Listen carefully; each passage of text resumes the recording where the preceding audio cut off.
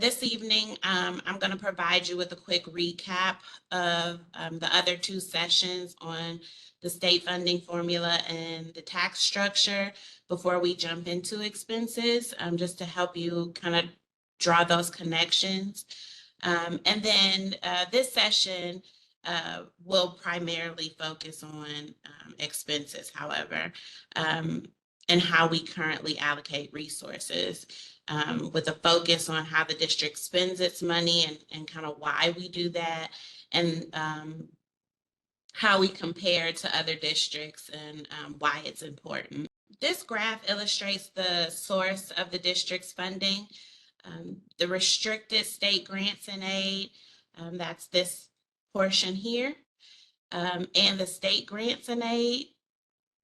These two combine to make up like 56% of the district's general fund operating revenue. This is followed by the general property tax. And this is generated by levies that have been passed throughout the years. And then there's the property tax allocation. The best way to think of this is the portion of local taxes paid by the state. So the state offers a homestead and rollback exemptions, and then they pay those dollars to the districts. And so that's what this property tax allocation portion is. Reynoldsburg has a levy for income on, it's a school district levy on the income of residents of Reynoldsburg that makes up approximately 7% of the district's revenue. And then the other sources of revenue include tax increment financing, or TIFs. You may be familiar with the Taylor Square shopping plaza and the Home Depot. The district receives TIFs on or payments to the district in lieu of the taxes that those organizations would have to pay. So they've been given tax cuts, and the district receives that portion from the city. And then there are other things, our rental revenue, proceeds that we may earn as a district on items that we sell, so like school buses, that sort of thing that we're getting rid of.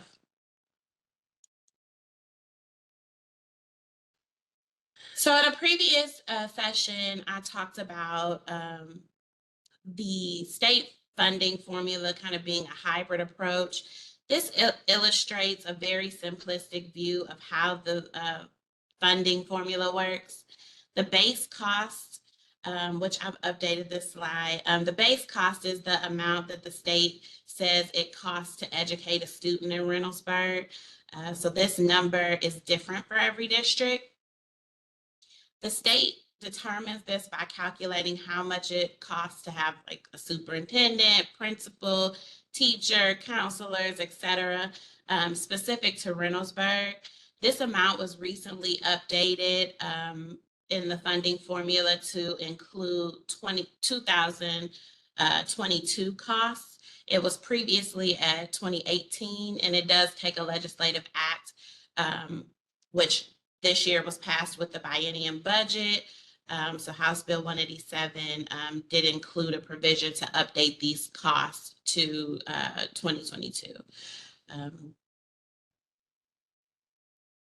And I've linked here, which we'll post this presentation, but I've linked here in case you want all of the detail of how the base cost is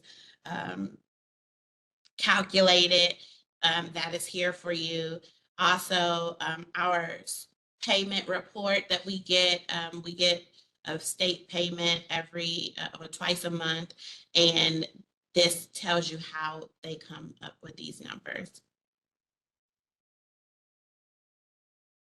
The local capacity is in the formula represents the amount that the district can afford to pay towards the education of the students in the district. It does so by using the district's property valuation and local income tax, which is updated annually. So I say afford with little quotes because it's based on the value of what you own, so your property, not necessarily what you can afford to pay. And then just keep in mind that there was a reappraisal, which I'm sure you've heard about, if not personally receiving a letter from board meetings where we discussed this, the 5-year forecast, but the 2023 reappraisal does impact those numbers. And so in effect makes the district appear wealthier.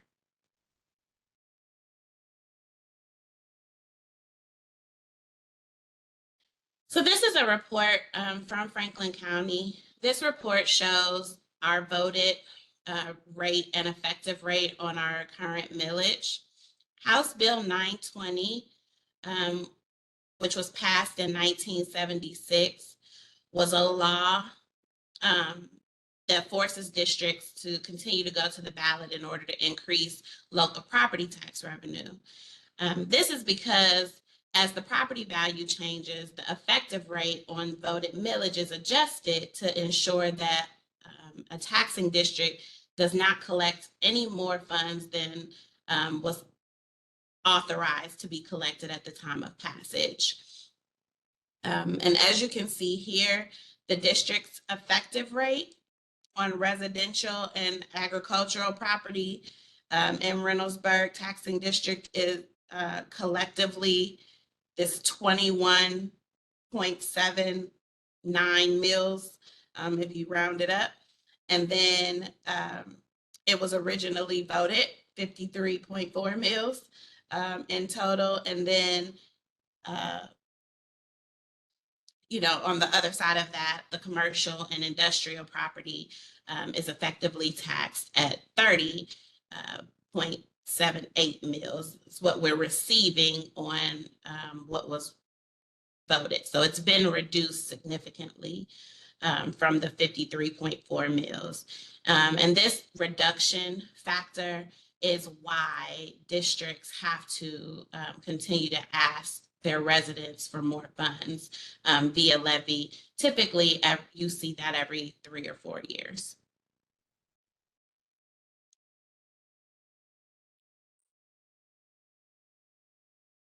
Okay. So similar to the graph showing revenue, this is a graph that illustrates how the district spends its money, and it shows wages and benefits. Wages and benefits also noted here as personal services and benefits make up the lion's share of what the district spends its funds on, which is standard across most organizations. Here reflected at about 68%.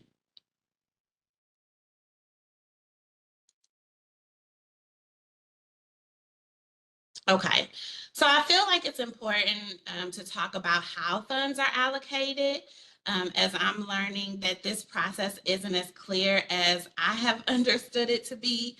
I've been at the district for about 2 years, and this was the process that was in place when I arrived. I've made some minor adjustments in the amounts that I provide to schools on a per pupil basis, but have continued the process by and large of resource allocation since my start at the district. But one of my favorite things about our new superintendent is her commitment and her desire for continuous improvement. And so she encourages this by evaluating systems and receiving feedback on an ongoing basis. And resource allocation is one of the areas that I found is not as collaborative as I had imagined it. And so this is an area where we'll continue to evolve. And so with that, the district has a 2-part process for resource allocation. So funds, this is the big pot of money. And then the funds are allocated to schools on a per pupil basis at a fixed amount. And that amount is different or differentiated per grade level. As I mentioned before, I have made some slight increases to the amounts since my joining the district, but that was only in an attempt to not have principals lose any buying power as we got hit with inflation and that sort of thing. So making sure that that dollar that they spend the year previous will still go just as far the next year with given this inflation. So as I mentioned, funds are allocated on a per pupil basis. And this represents some of the things that schools pay for or that they're responsible for paying for from their budget. So copy paper and supplies, supplemental instruction materials, PBIS rewards, field trips. Those are things that are operating costs that come from the school building funds. And I think there's a lot, like I said, I think there's a lot of work to be done in this area. And this to me represents, the way we fund schools kind of represents like what I think of when I think about the old state funding formula, because that formula used to allocate $6,050 per student. There's no real rhyme or reason why it was $6,050. So this is an area that I'm definitely looking into because I'd like to differentiate that based on need. We have buildings with different needs and just wanting to acknowledge that as we fund and think about allocating our resources the same way that the state does. So also, district leaders submit budgets. They do this once a year. We review it again in the spring. So they do this initially in the fall. And the district budgets for things that schools don't have to budget for. So textbooks, curricular materials, Chromebooks, furniture, district systems, so like Power School, those sorts of things that everyone uses, utilities, transportation, building repairs and maintenance, and staffing. Sorry. And so those are some things that schools don't have to use their budgets for, but then there are services that the district offers that we do charge back to schools. And those things include things like the copier leases, substitutes, and transportation for field trips.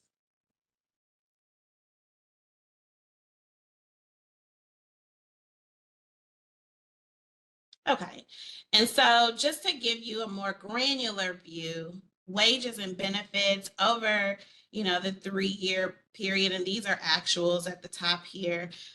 This is what we've spent on our wages and benefits or personal services from that previous slide. And again, it's typical for it to make up the lion's share of your budgets. But just for some comparisons, Reynoldsburg has about 3.8 more students per teacher than the comparison group for Reynoldsburg, so similar districts. And then about 12.85% less, 12.85 less students per administrator than the same group of comparison districts. And the district currently employs approximately 444 teaching staff members, and approximately 49 administrators. So with our purchase services, this is the area that pays for any of our contracted services, third-party vendors.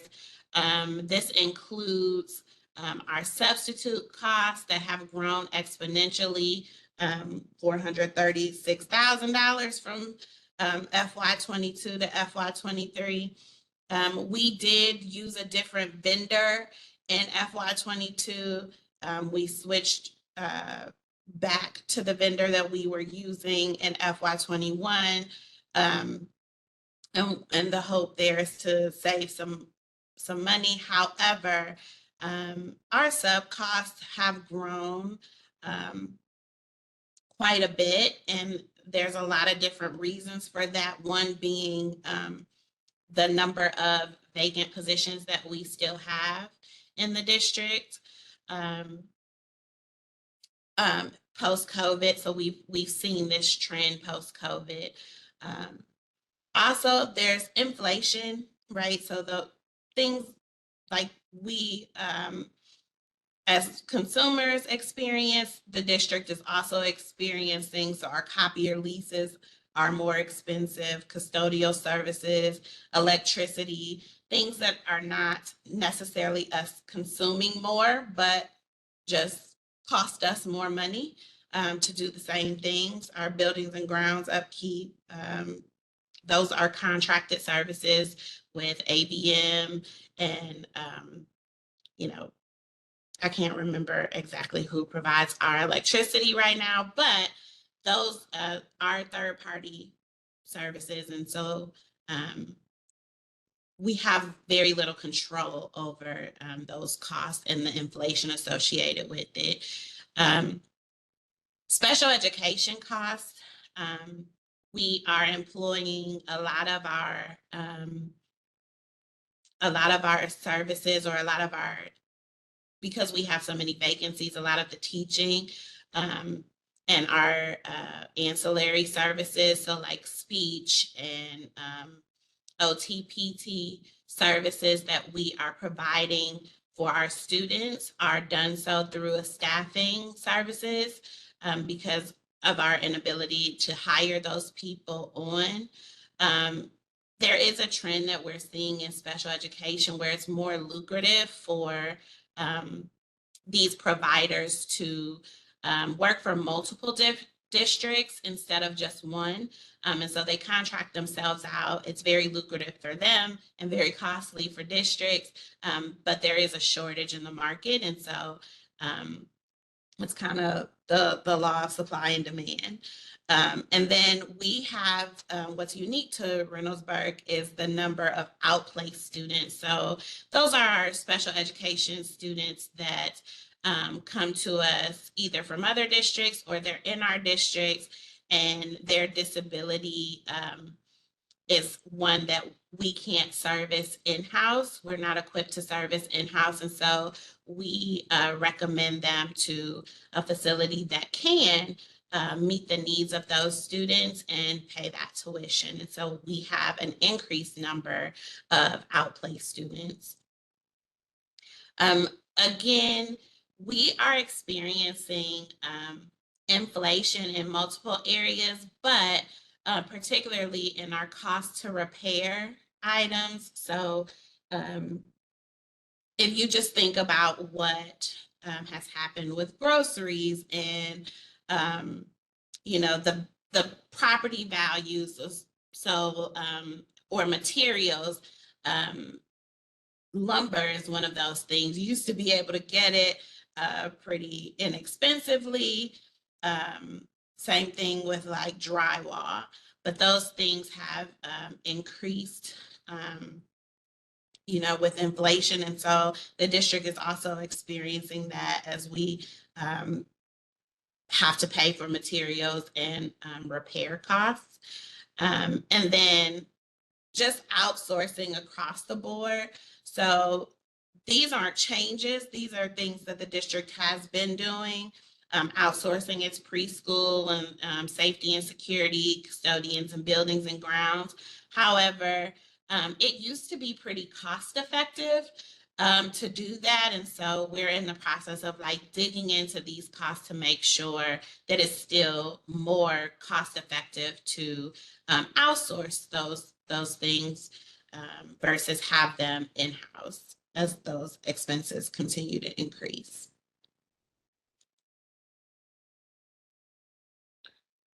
So with our supplies, this isn't an area of too much fluctuation, unlike the purchase services, which it's very hard to narrow down kind of what we're going to be spending funds on and how that will change with different variables like inflation and inflation in our outsourcing or outplaced students. This is an area that we have fairly been able to control and can predict with some pretty good certainty. But the increases from FY22 to FY23 are mostly driven by, again, inflation. The costs here include painting, and so paint is more expensive. We had to replace some water heaters. We made some HVAC modification. We had some wall repairs in some buildings, and then custodial and welding supplies we're seeing. Not that we're buying more, but that they are more expensive.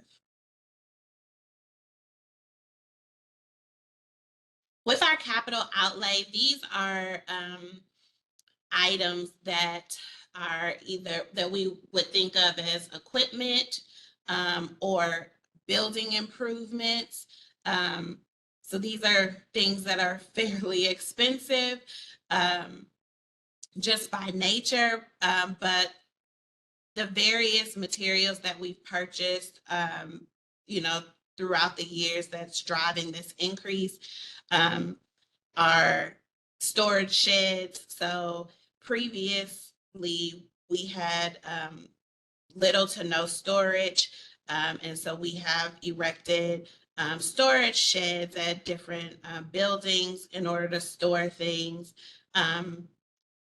We purchased cabinets, cafeteria tables. We purchased quite a bit of furniture as we outfitted the Wagner Road Elementary School. So a lot of these costs in FY23 are associated with us getting ready, getting that building ready for a different grade level.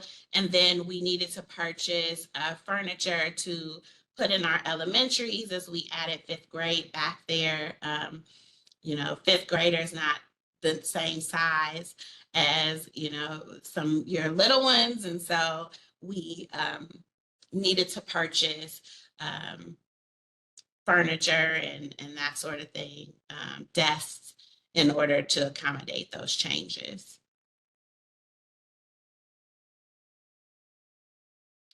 So why does any of this matter? So this particular slide illustrates our revenues against our expenditures. And you'll notice here there's a funding gap, right? So anytime this expenditure line crosses your revenue, we're spending in excess of what we bring in, which creates this funding gap here. And so if you just analyze kind of what we've been spending money on, this slide is directly from the district's state report card. I encourage you all to get in there and look at that financial data. There's more to the state report card than just academic data. Our finance data also tells a story, I think. And so when you look at how our district spends its money,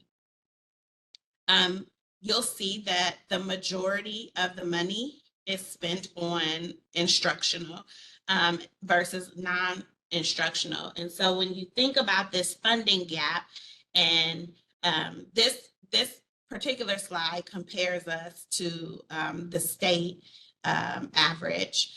However, when you think about the funding gap, and you're thinking about Reynoldsburg and what you want Reynoldsburg to represent and what we want our product to be, and you think about addressing that funding gap, it's very difficult to do without impacting instruction,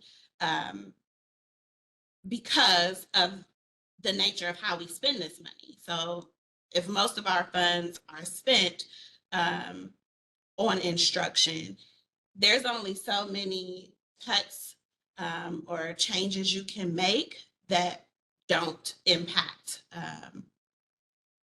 instruction or the product that we put out.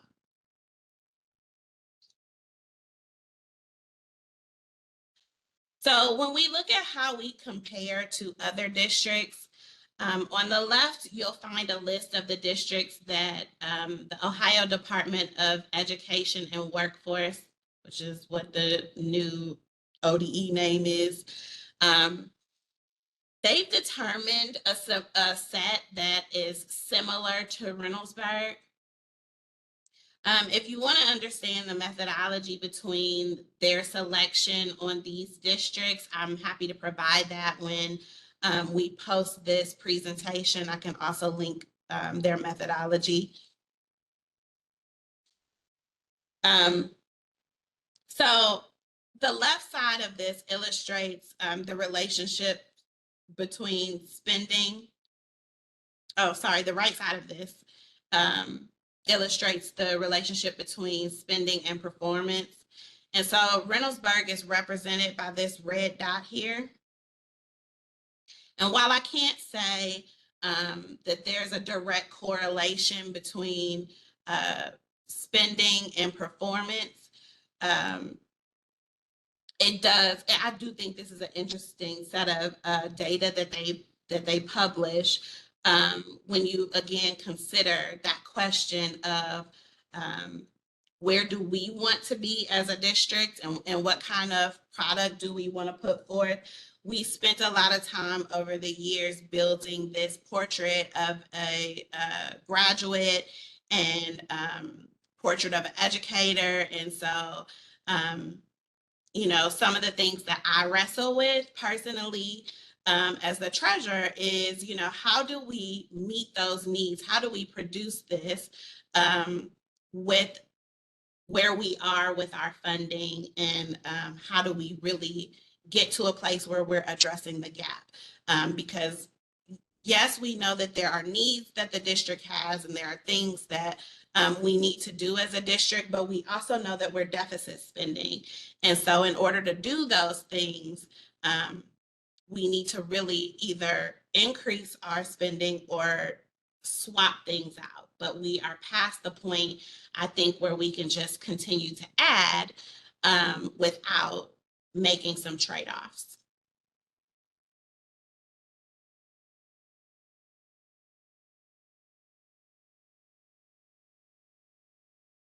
And this is just additional data that I look at and kind of obsess over when I'm thinking about how Reynoldsburg compares.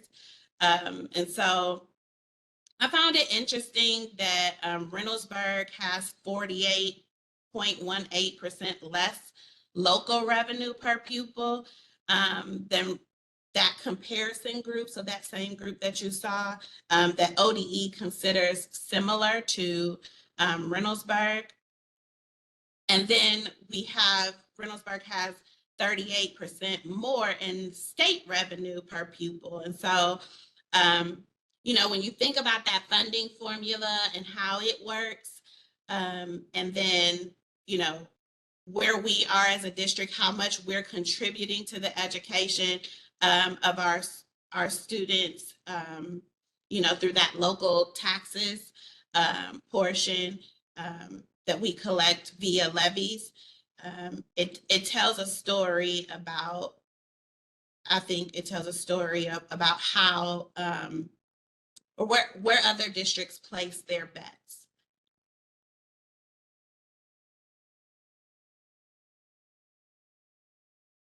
And then some additional information about how teacher salary. Now I'm happy that this is 2022 data, and this says that the average teacher salary is 3% lower than our comparison group, and we just I feel like addressed that in our most recently passed agreement with Reynoldsburg teachers.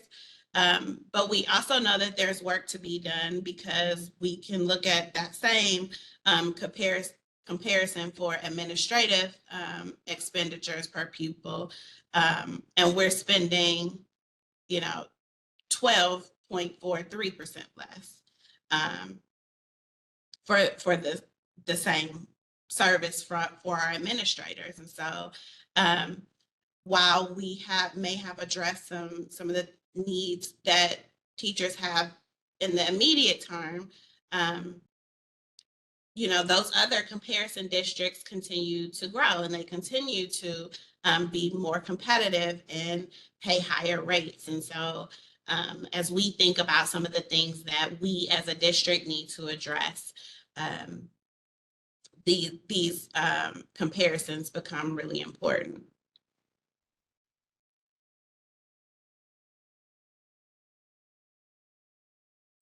So again, to address the funding gap, the district has a number of things that it is itself taking on and planning. So some of those things include cost studies. We're looking at we're doing a resource inventory review. So we know that we've made several purchases. We have a wide array of resources that we've purchased throughout the years. There was the year that we were in school remotely. And so there are some online things that were purchased recently that we are just really evaluating, looking at everything that we have, what the usage is on those things, how effective they are, and evaluating whether or not those are things that we as a district want to continue to pay for. We are maximizing our grant funds. Our high school just applied for CTE, additional CTE funds. We have title. We have about $5.7 million left on ESSER, which expires this year.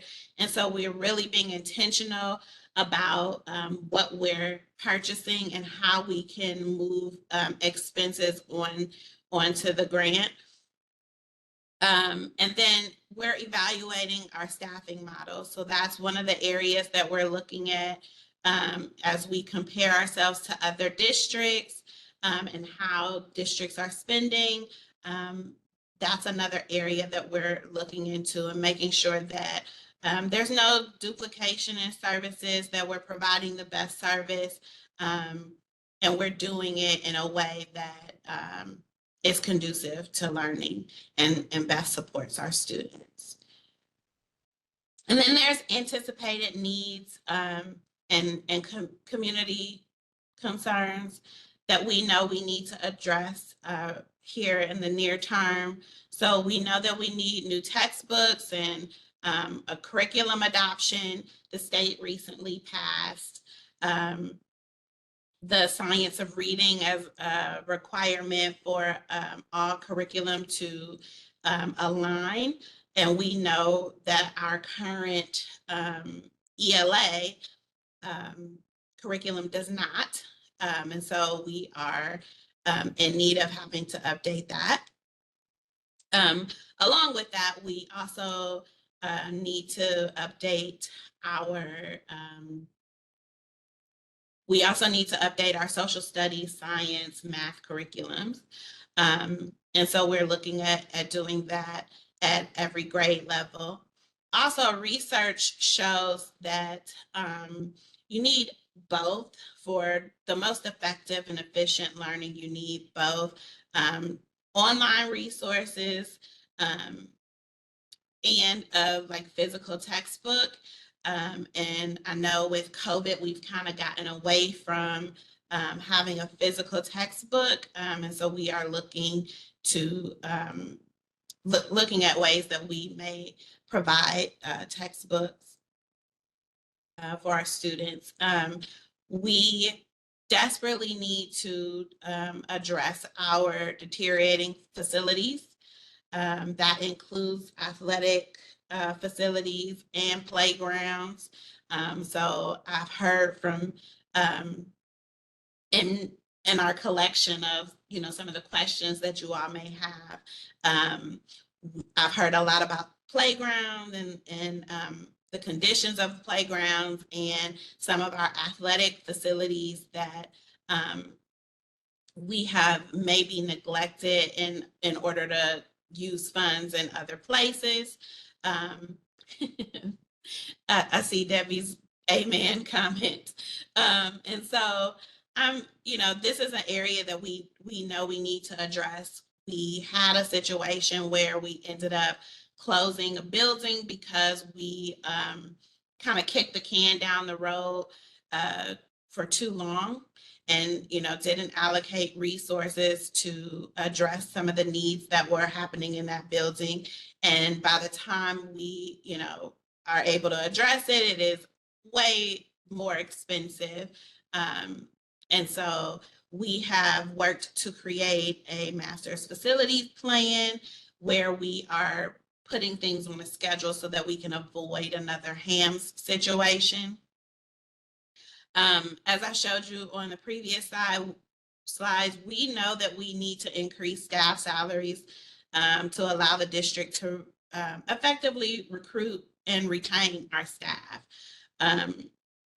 In a lot of focus groups that I've been able to be a part of, when you talk to employees or former employees as they're exiting, a lot of them will talk about salary as being one of those things that they can improve by going to another district. And we know that we have lost some valuable staff members for this very reason. So this is an area that we know that we are needing to address. And then there are some things that we have purchased with our ESSER dollars. So some of that includes like guest teachers. These are teachers that are in our buildings that can be that first line of defense if there's a teacher who is sick. I know the first thing that a lot of people think is that, oh, our teachers aren't coming, and we have one of the highest rates and of attendance for teachers.